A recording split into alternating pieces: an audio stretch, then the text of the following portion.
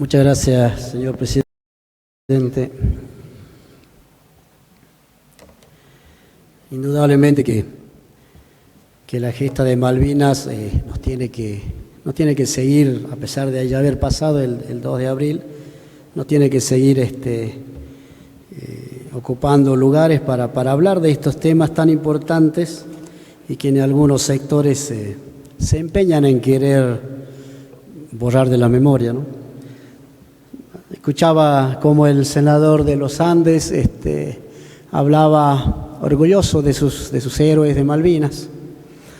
Y nosotros también, los cirullanos, desde uno de los departamentos más alejados de la provincia, también don Domingo Lamas de la comunidad de Pueblo Viejo, don Blas Montellanos de la comunidad de San Isidro, él perteneciendo a Gendarmería Nacional,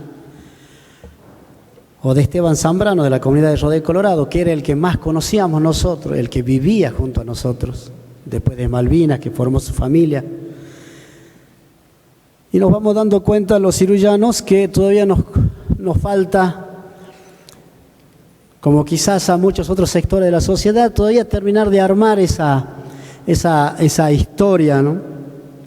Entonces, primero don Esteban Zambrano, al quien lo veíamos a diario en Iruya. Hace 2 años, una directora de la escuelita de Pueblo Viejo me hacía notar que yo estaba equivocado y que también estaba don Domingo Lamas. Cuando hacemos esas reparaciones, los hacemos venir a don Domingo desde la ciudad de La Plata, donde actualmente reside con su familia, para homenajearlo aquí en su tierra. Muchos cirullanos comenzábamos a conocer a don Domingo, y por esos tiempos también la familia Montellano se acerca y con mucho orgullo dice: nuestro tío Blas también estuvo en Malvinas. Y entonces yo en estas fechas acostumbro a nombrarlos ellos por las redes, hacerle homenaje, y veo el estado de otra hermana de la comunidad de Vizcarra, y pone orgullo familiar, veterano de Malvinas, Pablo Lizárraga.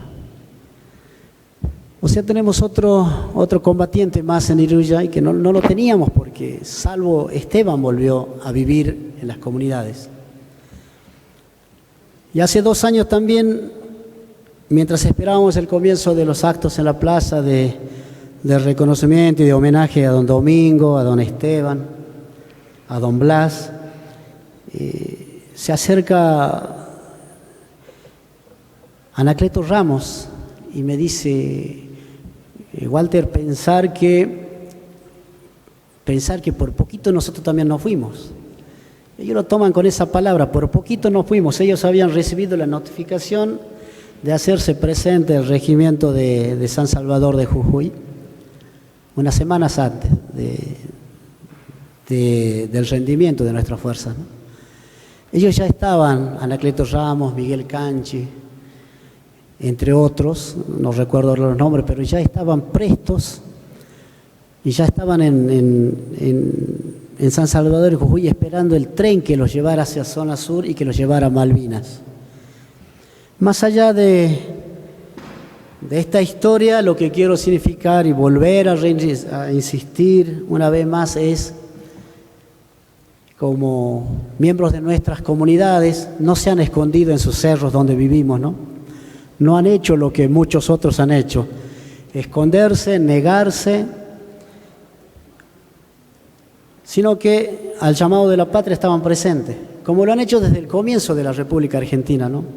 Siendo la vanguardia de los ejércitos de los Andes, del ejército del norte, del ejército que comandó el general Belgrano al Paraguay, donde los hermanos Pilagá, donde los hermanos Huichí y Toba eran los guías, o al general San Martín, que pidió en Parlamento mapuche permiso para atravesar esas tierras que eran de ellos y que a la vez convenció que estábamos peleando contra otro enemigo opresor de Europa, como era la corona española, para que acompañaran, no solamente siendo guías, sino también siendo miembros de las fuerzas. Entre ellos estaban los hermanos Huarpe, los hermanos mapuches. Y nosotros aquí en el norte, con los collas, con los ocloyas, siendo la vanguardia de los ejércitos del norte, siendo la vanguardia, guías de la hueste de nuestro general Martín Miguel de Güemes.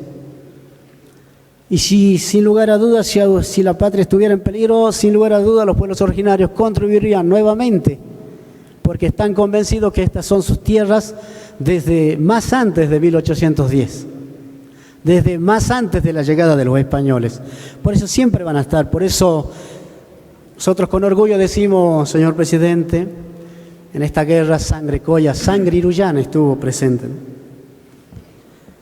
A mí solo me quedan los recuerdos de un niño de 10 años que hacía caso a sus maestros y juntábamos o le pedíamos a nuestros padres o les rogábamos a nuestros padres que nos dieran para comprar los alfajores, los cigarrillos que nuestros maestros nos decían que juntáramos para que nuestros soldados no se durmieran. Después viene la historia de que no sabemos si llegaron todo eso que juntamos en Iruya o en tantas otras partes del país a nuestros soldados, ¿no? Y alguna que otra carta que decía que a esos soldados que aguantaran 8 años, que en 8 años ya llegábamos nosotros a ayudarles, ¿no? Y después del rendimiento de nuestras fuerzas, nos pasábamos tiempos jugando a vengar a esos soldados, jugando con caballos de palos, por supuesto, a derrotar una y otra vez a los ingleses. Ojalá no tengamos que recurrir a una guerra para recuperar nuestras Malvinas, sino que mediante la diplomacia, pero la diplomacia en serio, no aquella diplomacia cipaya que cuando nos conviene defendemos los intereses de la Argentina y cuando no nos conviene hablamos a favor de las grandes potencias. Así que querido, con esto recordar a nuestros soldados, agradecerle a usted, señor presidente, para Esteban Zambrano, que estuvo en el acto del 26, acá nuestro ejército. Para él es muy importante que su senador, que su vicegobernador, que su ministra de Educación, al menos una foto con él y su familia, y me contaba contento que hace poquito conseguí trabajo, que le permite salir de una enfermedad social y a la vez ver con mucha alegría el futuro de él y su familia. Como debe ser la situación de muchísimos soldados de Malvinas. Por otro lado, señor presidente, no puedo dejar de hablar de la agricultura familiar y de todo lo que está pasando a nivel nacional con el ataque al INADI, al INAI, a ENACOM, con el ataque a los centros de referencia del Ministerio de Desarrollo Social, con el cierre de delegaciones del ANSES, cuando vemos azorados nosotros cómo el ANSES no da abasto para cubrir la demanda espontánea de gente que va a hacer cientos de trámites, vemos un gobierno que decide cerrar delegaciones. No se entiende, la verdad. Y yo me voy a permitir, señor presidente, por ejemplo, se ha designado a una posiblemente salteña como interventora del Instituto de la Agricultura Familiar, ¿no? Y uno de los argumentos que dan en el instrumento de intervención dice que el propio personal del instituto es quien busca y detecta al potencial beneficiario, lo asesora, lo guía e impulsa la tramitación. Dicho accionar da lugar a beneficiar discrecionalmente a determinadas personas u organizaciones.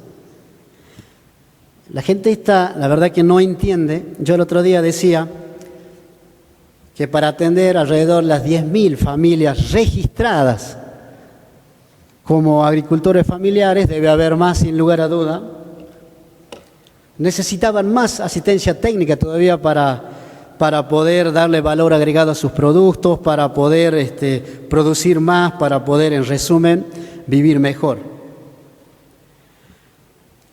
Pero ese es uno de los fundamentos que da el gobierno para intervenir. Más fácil no hubiese sido decir, bueno, es un instituto nacional y pongo a una persona sabia, idónea, venida del campo de la agricultura familiar para que redireccione, para que economice, para hacer que esto mejore. Pero está claro que la intervención viene a terminar de desmantelar lo que es el Instituto de la Agricultura Familiar, ¿no?